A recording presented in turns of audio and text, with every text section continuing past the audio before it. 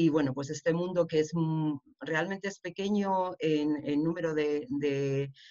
personas que se dedican a él, pero sin embargo es grande en gestión del territorio, ¿no? Aproximadamente el 16% de la población gestiona el 80% del territorio, que es el territorio rural. Y luego además son los grandes desconocidos y no es un tema de lamentaciones, pero tenemos que recordar que en una situación a lo mejor como la de esta crisis,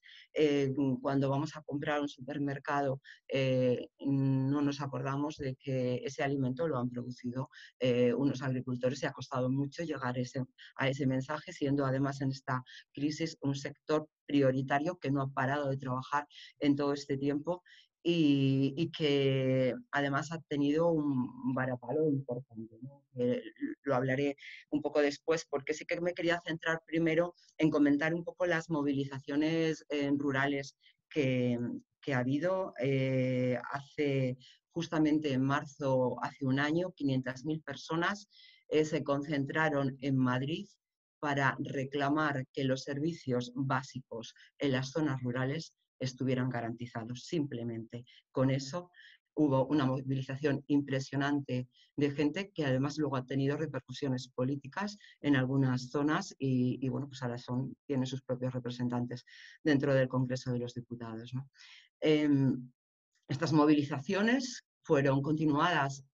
justamente un año después por las importantes movilizaciones agrarias que ha comentado Maggi a primeros de este año y que han sido interrumpidas solamente parece ser por la crisis del coronavirus, pero que han supuesto ya parar a analizar importantes problemas que tiene el sector. Un sector que hace 70 años que no ha cambiado realmente sus reivindicaciones, que la única forma que ha habido de mantenerlo es a base de, por supuesto, de las subvenciones, de la política agraria comunitaria, que es la que permite que siga existiendo este sector, porque realmente es un sector que está controlado totalmente por las grandes corporaciones, que son las que marcan los precios de los alimentos en un mundo completamente globalizado, ¿no? Y bueno, pues en este contexto, en Baleares hay un gobierno que decide tener una Dirección General de Políticas para la Soberanía Alimentaria y diréis, bueno, y esto suena un poco como antiguo, ¿no? Me decía, ¿no? Y esa palabra ya está un poco anticuada, ¿no? Y en un momento como el de ahora, en esta crisis que hemos tenido, nos hemos dado cuenta de la importancia que puede llegar a tener soberanía en la industria, tener soberanía en mantener una sanidad garantizada, en tener soberanía, en tener una alimentación garantizada, porque tengo que recordar que comemos al menos una vez al día, al menos, y que si la crisis hubiera sido alimentaria, no quiero pensar en qué momento estaríamos en sitios, por ejemplo, como donde estoy trabajando ahora, en Islas Baleares, donde se produce solamente el 12% de los alimentos que se consumen. Y cuando en una situación de crisis que puede ser ocasionada también por el tema del cambio climático, nosotros llevamos teniendo dos grandes tormentas, el Dana y el Gloria, que impidieron el transporte de mercancías entre la península y las islas, lo que supuso el desabastecimiento total a los 4 días de alimentación allí. Esto hace entender que una comunidad pequeña como esta o como la de Canarias, y yo muchas veces pienso también en Asturias, porque también estamos hablando siempre de la insularidad allí en Asturias, y sí que me parece que puede ser trasladable, ¿no? En un momento determinado, la necesidad que tenemos de generar nuestros propios alimentos. Aquí en las islas hay una sensibilización importante a ese nivel, porque la gente lo ha visto en las grandes superficies, cómo se quedan los lineales vacíos, y esa necesidad crea bueno, pues, esta dirección que tiene que embarcarse en una serie de proyectos que prioritariamente empezamos a hablar de temas que suenan difíciles, ¿no? por ejemplo, la compra pública de alimentos locales y de cercanía.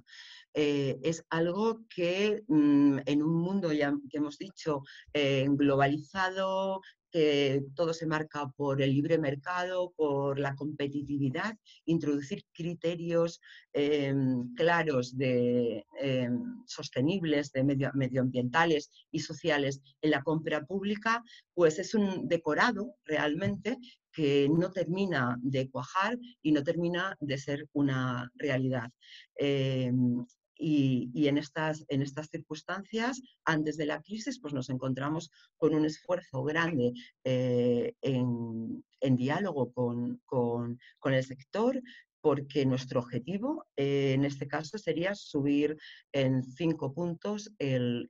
PIB del sector agrario. ¿Por qué? Porque aquí solamente hay un monocultivo, que es el monocultivo del turismo, y la falta de diversificación económica hace que estas islas, en una situación como la actual, vaya a ser la comunidad autónoma que más va a sufrir pues el paro en los próximos meses. Se calcula que unas 140.000 personas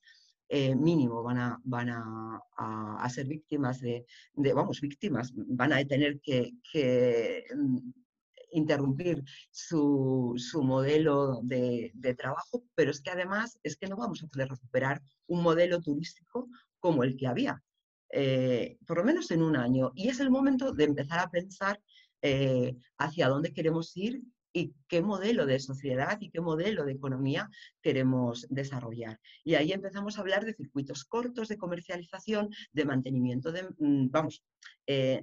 apoyo a unos modelos de economía agraria basados en la justicia en la cadena alimentaria, es decir, los alimentos desde la producción hasta el punto de venta que tenga una justicia en los precios. Esto es algo complicado, ya se hicieron los primeros pasos desde el gobierno central en crear una ley de la cadena alimentaria que es bastante todavía deficitaria, le faltan bastantes cosas para poderla aplicar todavía, pero bueno, estamos hablando, que hablará Irene en este caso, de precios mínimos para el sector. Esto hizo que las luchas que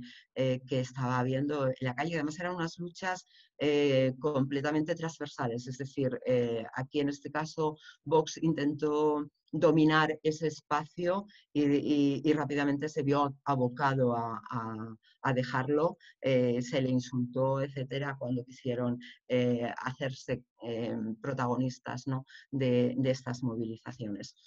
La soberanía alimentaria es una palabra que ya he dicho que puede parecer antigua y ahora mismo está completamente justificada y necesaria. Si no generamos alimentos en el territorio, en una próxima crisis que pueda ser climática, que nos afecte a la alimentación, no tiene ni por qué ser una crisis sanitaria, puede ser una crisis climática, ¿no? Que además sabemos que en el territorio español va a haber una desertificación importante, vamos a tener que pensarnos en el modelo de producción y en el modelo pero no solamente en el de producción, también en el de consumo. Por eso digo que cuando en esta crisis el sector primario, los agricultores, los ganaderos y los pescadores y las pescadoras y las ganaderas y las agricultoras no dejaron de trabajar, sin embargo, se vieron abocados a no ser sus productos los que se consumían en las grandes superficies. Y ahí tenemos la clave del problema. Es decir, la mayor parte de los alimentos que nos han estado suministrando nuestras tiendas de, bueno, pues el Mercadona, Eroski, etcétera, no eran alimentos que se producían en el territorio. Durante este tiempo hemos intentado que absorbieran esas producciones que iban a desaparecer, que iba a ser además un desperdicio alimentario, que iba a tener también problemas de contaminación, y veíamos desesperados a un sector que producía para el canal de Horeca. Horeca es la hostelería, en bares, restaurantes, etcétera, que se cierra y que se encuentran que esos alimentos, el canal de las grandes distribuidoras, se lo piensan muy mucho y no flexibilizan en nada su capacidad de absorberlos, ¿no? Con lo cual, aquí tiene que haber una intervención y pasamos, en este caso, aquí en Baleares, hemos pasado a 3 acciones puntuales importantes. Primero, el mantenimiento de todos los canales de comercialización de alimentos y prioritariamente los mercados, porque era el espacio país donde la gente los vende y los hemos priorizado con las medidas de seguridad necesarias, pero se los hemos priorizado. Hemos metido un paquete de contingencia para apoyo directo a este sector. ¿Para qué? Pues para que los precios no se les bajaran tanto que los tuvieran que tirar. Entonces hemos dado unos complementos, unas ayudas, pero sobre todo, uno de los mayores trabajos que hemos tenido que hacer es todas las semanas reunirnos con las grandes superficies para que intentar que absorbieran con flexibilidad parte de estas producciones, que os digo que algunas muy puntuales y para salir en los periódicos, pero tampoco ha sido realmente el reflejo de la situación. Y al final, ¿qué hemos terminado haciendo? Haciendo compra pública para que los alimentos que iban a ser excedentes alimentarios ante la crisis, poderlos derivar a organizaciones sociales que se están dedicando a dar de comer a la gente y a asumir una compra que en teoría es muy complicado legalmente justificar esto, pero bueno, hemos hecho en caja de bolillos para poder hacer igual que hemos hecho en caja de bolillos para mantener los mercados. Y bueno, y ahora menos mal que ha surgido también el tema de SOS. Bueno, otra de las luchas son las luchas campesinas y el movimiento que ha habido para el mantenimiento de los mercados a nivel de toda España y de los huertos de autoconsumo. Entonces, ¿qué está pasando? Lo que pasa es que tenemos un modelo que no podemos continuar con él, con ese modelo industrializado de la agricultura, de la ganadería, y tenemos claramente que apostar, y eso lo saben los agricultores y los ganaderos. Ellos en España mayoritariamente son empresas familiares las que mantienen la agricultura y tenemos que buscar un modelo que se adapte para que podamos invertir prioritariamente en consumo de cercanía, producto local y muchas medidas para promocionar y campañas en este sentido. Bueno, buenos días o buenas tardes. Pues lo primero, agradecemos que os acordáis de mí para participar en esta pequeña mesa redonda. Bueno, yo creo que bueno, pues por los perfiles de los ponentes, lo primero agradecer también a Paula y a Irene, pues, tenerlos de compañeros en esta mesa. Por los perfiles de los ponentes, pues a mí tócame un poquitín, pues evidentemente dar un poquitín la perspectiva desde dentro. Yo soy cocinero, como me presentó Maggi. Bueno, divulgador, eso de divulgador suena muy prestoso, divulgador gastronómico. Bueno, llevo la vida entera metido entre productos asturianos, eso sí, es verdad, de una manera o de otra. El caso es que, bueno, Paula y yo conocemos bastante, también coincidimos trabajando en otros sectores, en el formativo, también relacionado con los productos y con la producción asturiana. Y el caso es que, bueno, pues ahora vémonos, yo voy a procurar daros un poquitín la perspectiva de probablemente de un hostelero que tendría que estar en modo pánico. A lo mejor no lo estoy siendo pues, por propia inconsciencia, no lo sé, pero yo creo que no toca eso, ¿no? No toca entrar en modo pánico, aunque lleva a tener pánico lo que podamos encontrarnos ahí fuera como profesionales de la hostelería dentro de bien poco. Pero también creo que ya antes algún compañero lo comentó, y hay tiempo de oportunidades. Y quiero creer que hay tiempo de oportunidades para un sector como el primario, el agroalimentario y sobremanera en lo que corresponde a nuestros pequeños productores, que sí es cierto que hasta ahora vienen siendo los más castigados antes de la pandemia y ahora, bueno, pues a resultas del confinamiento fueron probablemente y están siendo también los más castigados, porque evidentemente el sector de la industria alimentaria vende y vende cada vez más, las cifras también están ahí, porque bueno, pues también el confinamiento provoca que todos hagamos, incluso que puede que más comidas los que podemos acceder a ellas diarias y se cocine mucho más en casa y se consume muchísimo alimento, pero como bien decía Paula, ese alimento viene de la mediana de la gran superficie, que ya la que nos dieron acceso prioritario. Aquí en Asturias tenemos el ejemplo, bueno, en todo el estado, pero tiene el ejemplo paradójico. Yo no sabía la realidad de Baleares, que consiguieron mantener esos mercados ayeses, pero aquí también, bueno, pues hasta los propios mercados semanales y mercados, pequeños mercados agroalimentarios, nos los quitaron de un plumazo. Yo no digo que no, pues que no hubiera riesgos, pero no dejará de haber los mismos riesgos en un mercado, probablemente hasta menos, en un mercado al aire libre que en una tienda, ¿no? Ese pequeño sector productivo, bueno, pues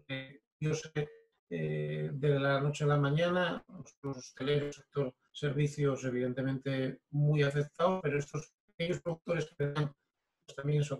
prácticamente al canal hostelero, turístico, Horeca, toda su producción y que los excedentes los llevaban a los pequeños mercados, pues vieron desaparecer de la noche a la mañana ese recurso principal y eso pues, posicionólos todavía peor situación que si cabe que la gran industria alimentaria, ¿no? Digo que quiero ver oportunidades porque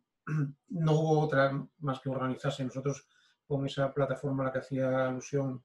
Maggi en la presentación, lo que hicimos fue un poco articular tecnológicamente, gracias a una empresa de Xixón, con la colaboración como hostelero, articular una pequeña herramienta para unificar todas las pequeñas voces que a través de las redes sociales propias de productores, pequeños productores hortícolas, pequeños productores queseros, pequeños ganaderos, pues anunciaban que empezaban a vender puerta a puerta, que podían llevar el producto, que podían... Evidentemente, pues como eso no iba a solventar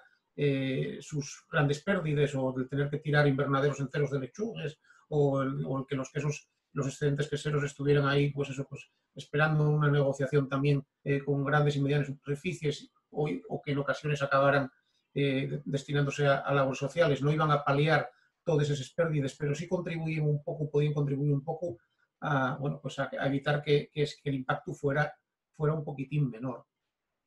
¿Qué es lo que nos descubre esta situación? En el momento que articulamos la plataforma y vemos que los productores, por iniciativa propia, no solamente están muy interesados en integrarse,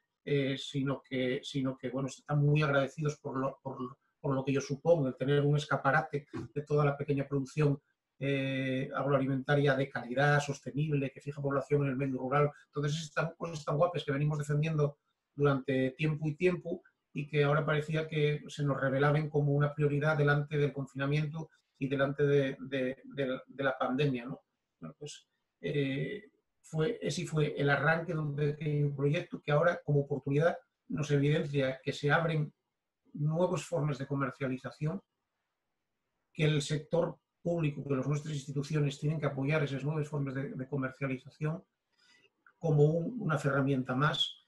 Probablemente podamos sacar, yo espero que saquemos del cierre y del confinamiento, del cierre y de la desaparición de los mercados locales,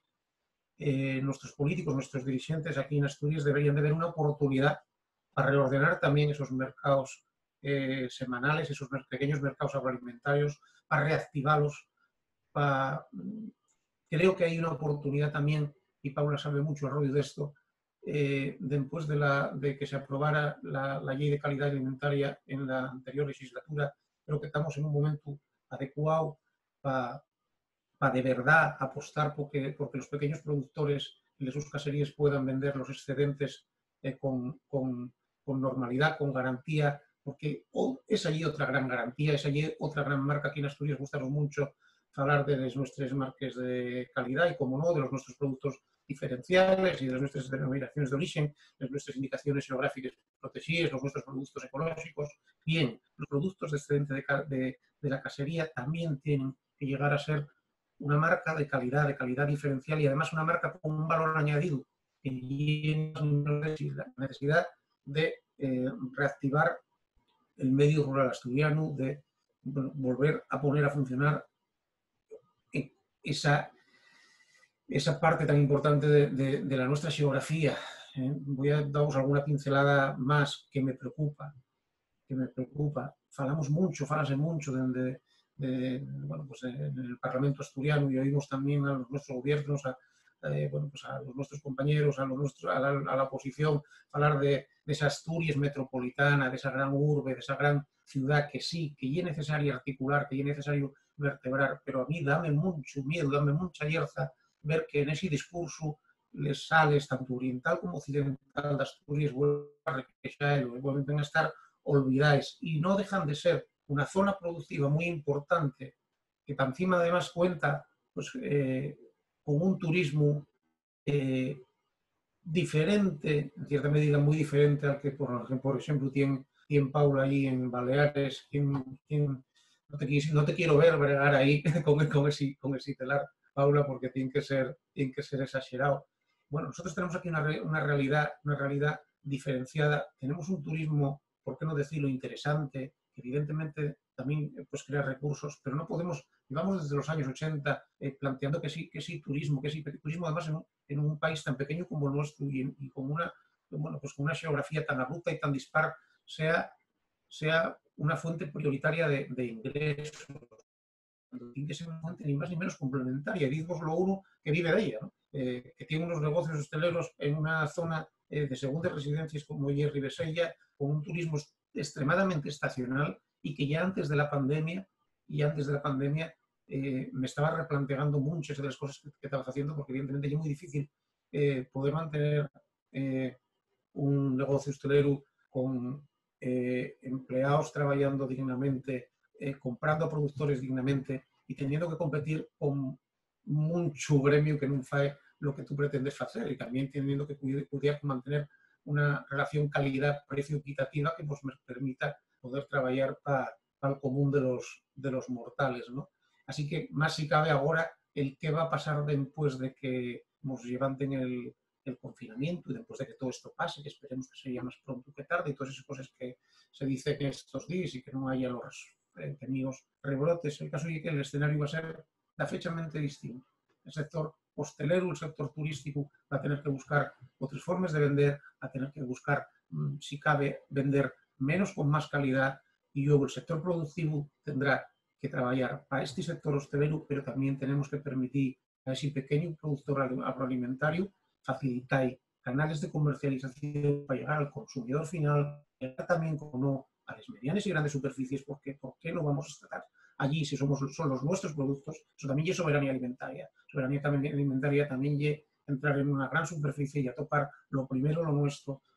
que tenga más visibilidad y que evidentemente tenga un tratamiento adecuado y tenga en esas medianas y grandes superficies y tenga calidad y tenga buena relación calidad-precio. Yo creo que esas son las posibilidades que yo quiero ver ahora, ¿no? Evidentemente, y un trabajo de gozo en el que las instituciones van a tener que volcarse muy mucho apoyando a los pequeños productores, pequeños y medianos. No nos vamos a olvidar que en Asturias no somos tierra de latifundios ni somos tierra de grandes producciones, pero también los hay y también necesitarán el apoyo institucional. Pero sobremanera esas pequeñas explotaciones familiares, artesanales, de calidad, de proximidad, que además tienen esa labor complementaria y que tanto cacarechamos, que queremos impulsar, de fijar población en el medio rural, de reactivar ese medio. Habrá que afrontarlo, tendrá que ser objetivo prioritario y no veo otra. Bueno, pues nada, empezar por agradeceros que me hayáis invitado a participar en esta escuela de formación, que me hace especial ilusión, y además es que me ha parecido muy enriquecedor tanto lo que he podido escucharle a Rubén como a Luis ahora, y bueno, y a Paula siempre es un placer escucharla, y más además sabiendo que pues ahora está gestionando la suerte que tienen en la isla de poder tener a una directora general como ella velando por la soberanía alimentaria. Y bueno, yo quería exponeros algunas ideas para ver si podemos, bueno, pues entre todos debatir, porque creo que esta crisis sanitaria ha hecho que se nos vean las costuras de un sistema insostenible desde muchos aspectos, ¿no? Y uno en especial, que creo que nos ha puesto aún encima de la mesa mucho, es que el hecho de, bueno, pues de que las capitales, las grandes ciudades, están absolutamente superpobladas. Siempre hablamos de la despoblación como uno de los problemas de la España interior, del 80% de nuestro territorio, y resulta que quizás el gran problema es si hemos visto cómo, bueno, pues en este caso el virus, la enfermedad, se ha cebado más en las zonas más pobladas, en las capitales, y además ahora mismo en el proceso de desconfinamiento estamos observando cómo es aún más difícil, pues por ejemplo, llevar a cabo un distanciamiento social. Nos llevamos las manos a la cabeza cuando vemos algunas imágenes que salen por los medios, en el que vemos a personas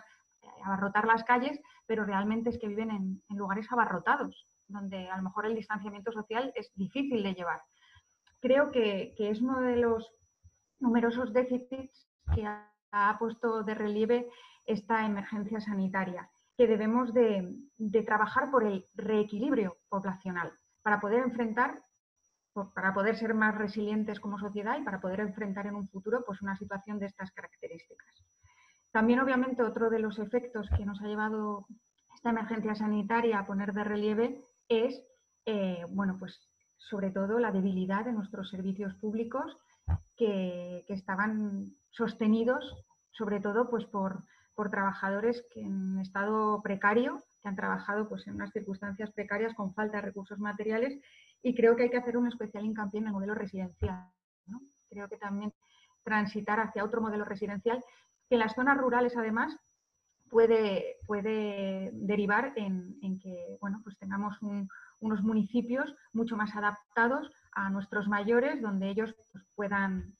puedan residir en sus hogares si lo desean, con todas las comodidades y con toda la seguridad. Nosotros aquí en Extremadura tenemos un pequeño municipio que se llama Pescueza, que ya ha puesto en marcha ese modelo, donde los mayores no tienen por qué irse a las residencias si no lo desean, y se quedan en sus casas y tienen todos los servicios a su disposición, y todo el pueblo se ha adaptado a las necesidades de los mayores. Creo que es otro de las cuestiones que tenemos que poner de relieve, que debemos transitar hacia otro modelo. Y luego otra de las cuestiones que también, por supuesto, afectan al mundo rural, pero que también nos afectan a toda la sociedad en su conjunto, es lo que han venido a señalar tanto Luis como Paula, y es que necesitamos mayor soberanía productiva, alimentaria, pero también hemos visto cómo pues, nos hemos encontrado como que éramos incapaces de producir bienes ahora mismo de interés general, de primera necesidad para afrontar la emergencia. Creo que tenemos que avanzar hacia una soberanía productiva en muchos ámbitos, no solo en el alimentario, por supuesto, en muchos más. Me voy a centrar obviamente en el alimentario porque, bueno, pues es mi tema, por así decirlo, y como decía Paula, realmente hace escasamente 2 meses hemos visto un estallido en el campo, un estallido que venía germinando, que venía fraguándose de hace muchos años. No es una cosa circunstancial, no tenía nada que ver con la subida del salario mínimo interprofesional, como quisieron vender desde la derecha, tanto política como agraria, sino que tenía que ver con una cadena agroalimentaria, una cadena de valor absolutamente injusta, que hacía que los productores muchas veces no llegaran a recibir siquiera no llegaran a cubrir el coste de producción con el dinero que recibían, y en cambio al consumidor que se recibía el productor se le subía casi a veces en un 800%, algo que es absolutamente increíble y que ha demostrado que los mercados agrarios, sobre todo, necesitan ser intervenidos, que no se pueden dejar al albur del libre mercado, porque entonces sabemos que siempre va a salir perdiendo los dos extremos de la cadena, tanto el productor como el consumidor. Esto lo hemos vivido y lo estamos viviendo más aún ahora en esta emergencia sanitaria, donde hemos visto cómo la especulación con la alimentación, sobre todo con los productos frescos, ha hecho como las grandes superficies, que eran las que hace 2 días señalábamos con el dedo como uno de los agentes que estaban especulando con los alimentos, pues han seguido especulando con ellos hasta en una plena emergencia sanitaria que tiene unas consecuencias económicas y sociales brutales, donde muchísima gente ha perdido el empleo y otra gente ha tenido que cesar su actividad, y hemos visto como las grandes superficies, aun haciendo negocio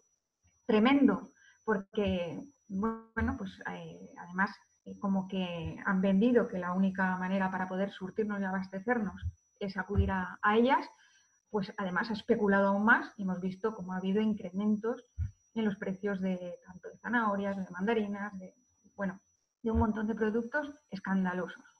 ¿Qué nos quiere decir esto? Pues que no podemos permitir que la alimentación esté en manos de las grandes distribuidoras, de las grandes corporaciones, o que no haya una intervención directa del Estado en las cadenas alimentarias para fijar precios y que cada eslabón se lleve solo un tanto por ciento, y con esto pues proteger al consumidor de una subida excesiva y proteger, por supuesto, al productor de que reciba un precio justo, ¿no? ¿Y por qué es tan importante proteger la agricultura familiar frente a lo que tenemos ahora, que es la gran distribución, que son las empresas inversoras, los fondos buitre, familias también de la aristocracia, que invierten ahora mismo en el sector agroalimentario, porque es un sector que obviamente, pues como ha dicho antes Paula, es que como mínimo comemos una vez al día, ¿no? Es difícil que el sector agroalimentario no tenga futuro. Pues es importante que fomentemos la agricultura familiar porque es la que crea tejido socioeconómico en las zonas rurales, porque es la que gestiona el paisaje, porque es la que puede asegurar el derecho a la alimentación de toda la ciudadanía en cantidad, en calidad, y porque también, bueno, pues es seña de identidad cultural de nuestro país. Es importantísimo que entendamos que la alimentación es un elemento de seguridad nacional y nos lo han estado diciendo, yo creo, todos los reales decretos que se han aprobado, que han planteado las fases de la emergencia sanitaria en los sectores que podían seguir trabajando. Real decreto tras Real decreto nos han estado diciendo que la alimentación en todas sus formas era una actividad esencial. Si es una actividad esencial, entendemos que debería ser un elemento de seguridad nacional en el que hay que proteger, hay que blindar, hay que asegurar que esos productores reciben un precio justo y que los consumidores pueden acceder a toda la alimentación a un precio justo, porque lo que estamos viendo también es que al final la gente con menos recursos no puede acceder a los productos frescos, a los productos más saludables, y al final pues eso deriva también en tener una peor salud y deriva también obviamente en un gasto sanitario mayor. Yo creo que tenemos que sacar muchas enseñanzas de esta emergencia sanitaria, y una de ellas es, al contrario que lo que nos han vendido hasta ahora, que es la globalización, tenemos que volver a la glocalización, a una relocalización de nuestras producciones, a recuperar el poder que tenemos como productores y a disminuir, por supuesto, su impacto ambiental, porque no olvidemos también que todo esto está envuelto en una emergencia mayor, que es nuestra emergencia climática.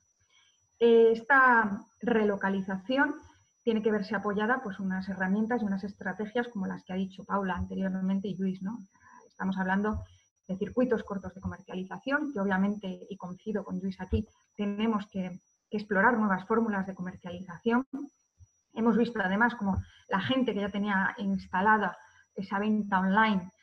pues ha sufrido mucho menos el envite en la emergencia sanitaria. Tenemos que potenciar la compra pública alimentaria como una estrategia básica para que en todos los espacios de restauración colectiva haya productos de calidad y productos de cercanía. Y tenemos que favorecer la flexibilidad higiénico-sanitaria, que los pequeños productores puedan hacerlo en las mismas condiciones que lo está haciendo pues, una gran industria. No tiene sentido que se le pida a una pequeña quesería los mismos requisitos higiénico-sanitarios para funcionar que se le pida a García Vaquero. No tiene sentido. Y una cosa muy importante para seguir manteniendo la agricultura familiar es facilitar el relevo generacional, porque ahora mismo con tan poca rentabilidad es muy difícil que las futuras generaciones decidan dedicarse a la agricultura cuando a lo mejor no es por herencia. Ahora mismo quien se dedica es porque bueno, pues lo ha heredado, ¿no? Necesitamos para ello mejorar obviamente la rentabilidad, disminuir los costes de producción, y para disminuir los costes de producción también necesitamos relocalizarlos de alguna manera, avanzar hacia técnicas también mucho más sostenibles y algo muy importante que es el acceso a la tierra. El acceso a la tierra es fundamental. No podemos permitirnos seguir permitiendo que se acapare tierra. Nosotros aquí en Extremadura somos la región de Europa que tiene la tierra en menos manos. Cuando fueron estas movilizaciones agrarias, como os digo, la derecha política hablaba de que el impacto del salario mínimo interprofesional, la subida del salario mínimo interprofesional, era muy importante en el relevo generacional y en la rentabilidad. Y no hablaban de algo tan básico como es que la tierra está en pocas manos y que la gente no puede dedicarse tampoco a la agricultura y que es uno de los efectos, por ejemplo, yo creo, del éxodo rural en nuestra, por lo menos en Extremadura, es precisamente la falta de redistribución de la tierra. Creo que por eso también tenemos que acabar con la especulación, con las tierras agrarias y blindarlas de alguna manera para poner placas solares ni se pueden dedicar a otros usos. Y tampoco se puede, tenemos que fijar un precio, ¿no? Para evitar que se pueda especular con ella. Y bueno, simplemente por terminar, no sé cuánto tiempo llevo. Suco, no sé si ya he cumplido mis 10 minutos. Nada. Pero bueno. Acaba. Bueno, pues solo dos cuestiones. Las dos cuestiones que quería poner encima de la mesa, una es que esta gestión, no sé si os habéis dado cuenta de lo urbanocéntrica que habéis sido en algunas de las medidas que se han puesto encima de la mesa, ¿no? Que solamente, por ejemplo, Baleares, gracias al impulso obviamente de Paula y de su equipo, haya permitido los mercadillos locales, que es donde se abastecía las poblaciones rurales, donde van sobre pequeños productores, pues es un claro ejemplo de lo que os digo, el urbanocentrismo, que hasta hace 2 días no se haya permitido ir a los huertos de consumo cuando estábamos viendo que la gente arrasaba en el Mercadona. No tiene eso. Es también una falta de sentido o de conocimiento de lo rural o de no tener en cuenta que lo rural existe. Por lo menos ahora en las medidas de desconfinamiento hemos visto que se ha tenido en cuenta las poblaciones de menos de 5.000 habitantes en las que el horario es libre de poder hacer deporte o salir con los niños. Y solo para terminar, deciros que ahora se está hablando mucho de un plan de reconstrucción, un plan Marshall con apoyo de fondos europeos, y yo creo que es indispensable que para este reequilibrio poblacional que necesitamos, este reequilibrio demográfico, se tenga en cuenta en ese plan de reconstrucción el índice de ruralidad y apostar realmente porque el mundo rural vuelva a estar revitalizado, y para eso necesitamos crear tejido económico, y el tejido económico también se crea con industria. Obviamente una industria que esté apoyada en esa transición ecológica, en esa transición verde que necesitamos para afrontar también, como os digo, la otra crisis que es la emergencia climática. Y nada más, que yo creo que esto es una tragedia brutal, pero que nos tiene que traer enseñanzas y que también a lo mejor nos está creando también oportunidades pues, para afrontar el futuro que necesitamos.